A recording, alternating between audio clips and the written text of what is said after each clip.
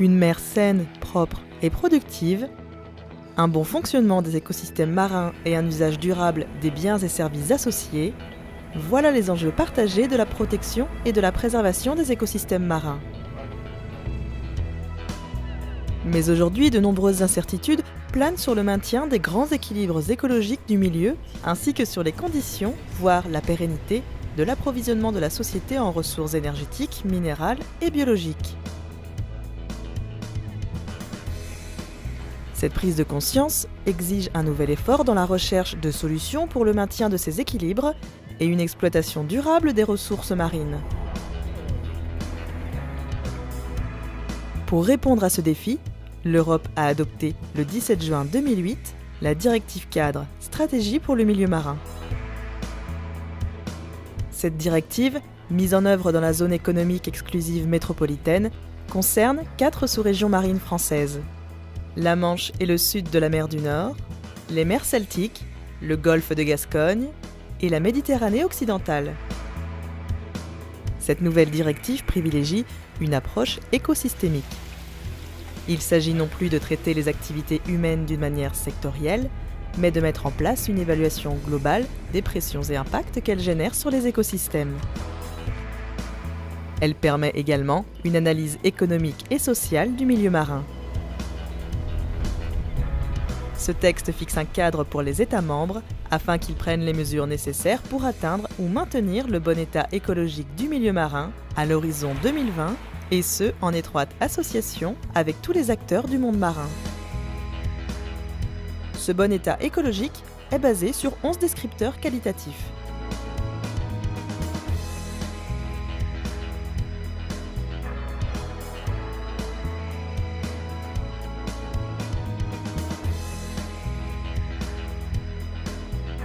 Voyons à présent comment la communauté scientifique française analyse et précise cette notion de bon état écologique.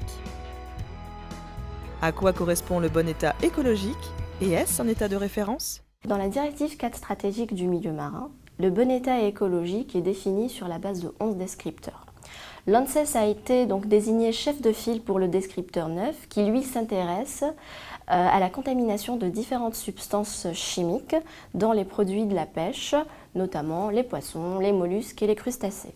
Le bon état écologique est défini sur le non-dépassement des seuils réglementaires, donc de ces substances chimiques dans ces denrées. Le bon état écologique est basé sur des seuils réglementaires qui visent à protéger le consommateur.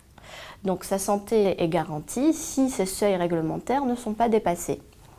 Donc de ce fait, on peut considérer que le bon état écologique est un état de référence. Alors en fait, le bon état écologique, ça a comme objectif de restituer ou de reconstituer ou de maintenir un écosystème sain de manière à assurer une production maximale des écosystèmes pour une exploitation durable. Pour les espèces non indigènes, le bon état écologique, c'est plus une tendance qu'une référence. C'est-à-dire qu'on souhaiterait qu'il y ait, donc dans le futur, donc pour 2020, moins de surfaces, qu'on n'ait pas une augmentation des surfaces colonisées par les espèces non indigènes et qu'on n'ait également pas une augmentation des densités, biomasse et des impacts de ces espèces sur les écosystèmes. Le bon état écologique pour les réseaux trophiques, c'est-à-dire les réseaux alimentaires, ça correspond à un état dans lequel les composantes d'un écosystème sont présentes en diversité et en abondance suffisante pour garantir la pérennité et la stabilité du système. Il ne correspond pas à un état de référence puisque en fait, les activités humaines impactent les écosystèmes depuis longtemps et bien avant que ces écosystèmes aient été décrits. Donc on ne connaît pas cet état de référence, puisque les systèmes évoluent en fonction notamment des changements climatiques, de l'acidification des océans. Et donc il faut reconsidérer régulièrement, réévaluer, redéfinir ce bon état écologique et ces états de référence.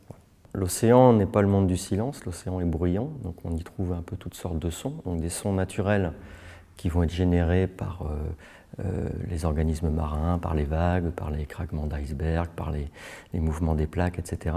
Et les sons dits anthropiques qui vont être générés par les activités humaines, donc l'utilisation d'équipements ou d'engins sonores et le trafic maritime principalement.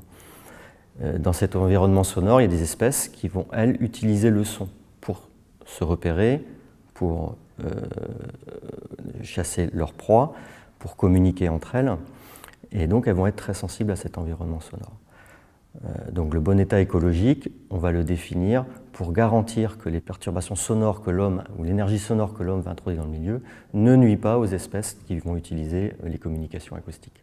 Alors c'est un état de référence par construction, puisqu'on va s'y référer pour mettre en place tout un programme de mesures, d'observation, etc. Mais c'est un état de référence qui évoluera dans le temps en fonction de l'avancée des connaissances. Quels sont les critères et indicateurs retenus pour atteindre le bon état écologique du milieu marin? Alors en fait, il y a deux grands critères qui sont des critères assez communs lorsqu'on veut gérer ou évaluer des ressources halieutiques. C'est la biomasse, c'est-à-dire la quantité de poissons dans la mer, et puis la pression de pêche, qu'on appelle nous la mortalité par pêche, qui est en fait l'effort ou ce que représentent les pêcheurs, quel impact ils ont sur la ressource. Et donc l'objectif, c'est bien d'ajuster cette mortalité par pêche, cette pression de pêche, aux potentialités de renouvellement du stock, de façon à assurer une exploitation durable, c'est-à-dire dans des conditions de durée, tout en tenant compte de la variabilité environnementale.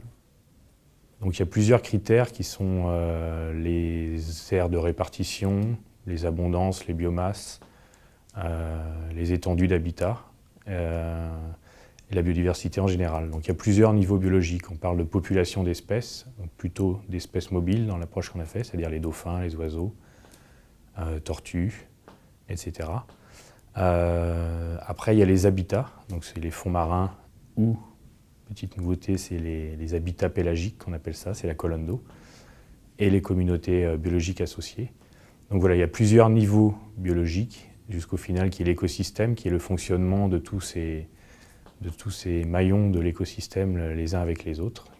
Les 2 critères et 3 indicateurs ont été retenus pour le descripteur 8.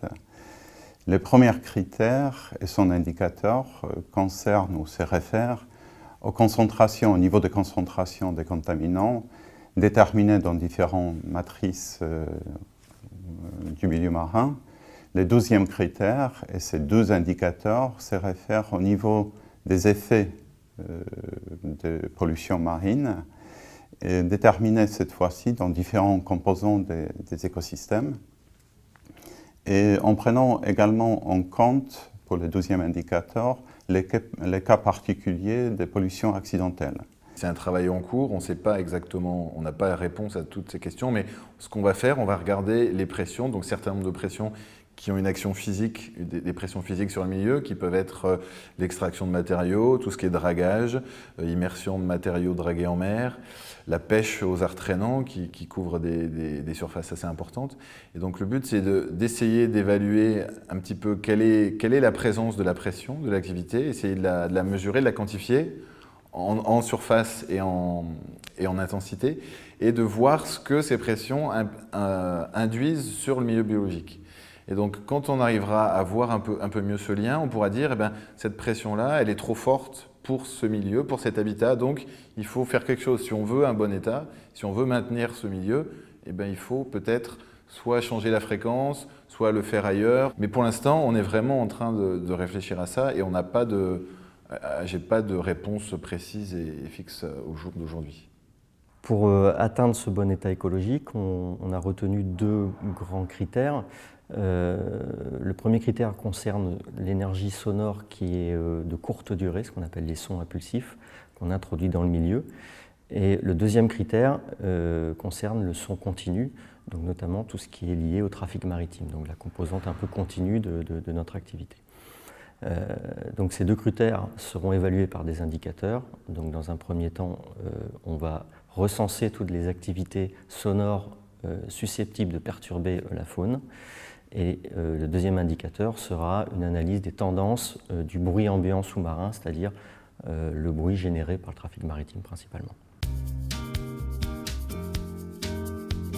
Les critères et indicateurs sont-ils applicables à chaque sous-région marine ? Sur le principe, oui. C'est-à-dire que ce soit les déchets en mer, sur les plages, les microplastiques ou bien les déchets ingérés, on peut les utiliser sur l'ensemble des sous-régions marines, du littoral français. Ce qu'il faut noter par contre, c'est que les modalités d'application sont différentes. Pour les déchets flottants, par exemple, il existe des sites prioritaires dans lesquels il faut absolument surveiller et suivre l'état de l'environnement, notamment au Pays Basque, par exemple, ou bien dans le Sud-Est, en raison de la fréquentation et des quantités de déchets qui arrivent par la mer. Et puis, il peut y avoir des différences sur les espèces cibles. Par exemple, on mesure les déchets ingérés par les fulmars des oiseaux, si vous voulez, dans la sous-région marine Manche-Mer du Nord. Par contre, ces espèces n'existent pas dans la partie sud, en Méditerranée occidentale notamment. Et donc, dans ce cas-là, on utilise les tortues. Pour les autres régions, comme le golfe de Gascogne, on utilise également les tortues. Donc, sur le principe, si vous voulez, c'est applicable partout, mais les modalités sont différentes, quoi. Et donc ces critères s'appliquent pour toutes les sous-régions marines. On a plusieurs niveaux de définition du bon état écologique, donc des définitions générales qui sont valables aussi bien pour les sous-régions marines françaises, mais aussi avec les autres pays. Il y a un besoin de s'accorder aussi avec les autres pays. En fait, elles sont déclinées au niveau des sous-régions à travers des listes d'espèces ou d'habitats qui serviront aussi à des mesures et des suivis qui serviront à calculer des indicateurs, dont certains restent à développer, mais voilà, c'est des spécificités au niveau de certaines espèces ou habitats selon les sous-régions, mais les critères et la définition du bon état est générale à l'ensemble des sous-régions marines. Le schéma proposé par Ifremer s'impose à toutes les sous-régions marines françaises. C'est un schéma évolutif avec une cyclicité de 6 ans. En l'état, globalement, dans la mesure où ces indicateurs sont déjà issus de travaux de la directive cadre sur l'eau ou de la convention des mers régionales OSPAR, un certain nombre sont applicables, on va dire, à l'échelle Manche-Atlantique. On va avoir certaines spécificités sur la Méditerranée dans la mesure où, de toute façon, les systèmes marins sont très différents du point de vue de leur fonctionnement. Alors oui, ces critères et indicateurs seront applicables à toutes les sous-régions marines. Il y aura sûrement des spécificités pour certaines sous-régions où on sait qu'il y a beaucoup plus de trafic maritime que sur certaines autres sous-régions. Donc voilà, ce sera peut-être des adaptations sur mettre l'accent sur certains vecteurs dans une sous-région. Mais sinon, voilà, ces grands axes vecteurs, abondance, répartition et impact, ce sera des axes qui seront traités dans les 4 sous-régions marines. Les connaissances actuelles sont-elles suffisantes pour définir le bon état écologique du milieu marin ? Alors les connaissances actuelles permettent d'établir un premier bilan sur le bon état écologique. Cependant, le manque de données ne permet pas aujourd'hui de donner une définition précise du bon état écologique. Ce travail aussi nous a permis d'identifier des besoins pour la directive cadre stratégique du milieu marin, notamment pour le descripteur 9. Par exemple, de prendre en compte d'autres contaminants tels que les contaminants microbiologiques, d'avoir des relations d'échange avec d'autres descripteurs, notamment le descripteur 8, qui traite aussi sur les contaminants chimiques. Et puis aussi s'ouvrir aussi sur l'international dans ce descripteur-là. Donc je pense qu'on a des bases scientifiques et techniques qui permettent, si vous voulez, de mettre en place une surveillance. Il y a encore des questions qui n'ont pas de réponse. On a par exemple des zones en profondeur qui ne sont pas connues dans lesquelles les déchets pourraient s'accumuler. On a également les taux de dégradation, les taux d'ingestion des microplastiques par certaines espèces, notamment les invertébrés ou les poissons, qui pourraient même d'ailleurs être utilisés comme paramètres de surveillance. Ça, je pense que ce sont des étapes à venir. Par contre, on a quand même, si vous voulez, suffisamment d'informations pour démarrer quelque chose de tout à fait consistant en termes de surveillance de l'environnement.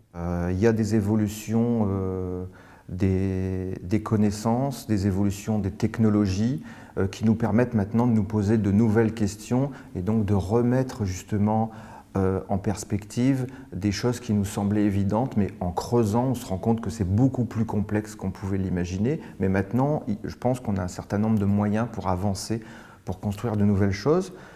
Sinon, ce qui se passe en l'état actuel des connaissances pour l'eutrophisation, par rapport aux besoins de la DCSMM où nous devons aller de plus en plus vers le large, il est clair qu'il y a un manque de connaissances sur la partie beaucoup plus large. Et c'est là où justement les nouveaux outils, alors nouveau tout est relatif, mais je pense aux images satellites, à la modélisation, à des mesures systématiques via des navires d'opportunité. Tout ça va nous permettre d'étendre nos investigations vers le large. Nous, ce qui nous intéresse, donc, on a une pression physique humaine, on a une activité humaine qui va provoquer des pressions, qui va avoir un impact sur la biologie. Et bien, ce lien entre l'intensité de la pression et l'impact sur la biologie, il est très mal connu. C'est très, très difficilement quantifiable précisément. Et donc, c'est clair qu'il faut de la recherche, il faut développer nos connaissances sur le lien pression-impact, que ce soit impact physique ou impact sur la biologie. On sait des choses de façon générique, mais on ne sait pas exactement. Quantifier les choses, c'est très difficile. Alors pour la première fois dans l'histoire des directives, la DCSMM adopte une approche que l'on appelle écosystémique. C'est-à-dire qu'il ne considère pas toutes les composantes des écosystèmes ou des réseaux trophiques de manière isolée, mais qui considère un ensemble, c'est-à-dire le fonctionnement dans son ensemble. Donc par cette approche, l'évaluation du bon état écologique est beaucoup plus réaliste, mais beaucoup plus difficile. Donc, en l'état actuel, les connaissances sont incomplètes, sont trop incomplètes pour pouvoir respecter cette approche pour les réseaux trophiques. Donc, en même temps, la DCSMM reste une occasion unique de revisiter, donc d'améliorer notre connaissance sur la biodiversité, sur les écosystèmes, et ainsi arriver à mieux les gérer tout simplement. Cette directive est donc appelée à exercer une influence considérable sur la connaissance, la surveillance et la gouvernance des activités marines et des écosystèmes au cours des 20 prochaines années. Il s'agit d'un nouveau défi qui offre l'occasion de mettre en commun de manière très transversale nos savoir-faire, d'accroître nos connaissances sur les écosystèmes marins et de valoriser collectivement nos données. Le bon état écologique est un objectif final à atteindre. Il doit être à la fois ambitieux, réaliste et partagé par l'ensemble des acteurs du milieu marin. Cette directive est le premier texte qui promeut, à l'échelle des mers européennes, un processus de gestion intégré aussi complet et l'intégration des préoccupations environnementales au sein de toutes les politiques concernées. Cette directive constitue donc le pilier environnemental de la politique maritime intégrée de l'Union européenne.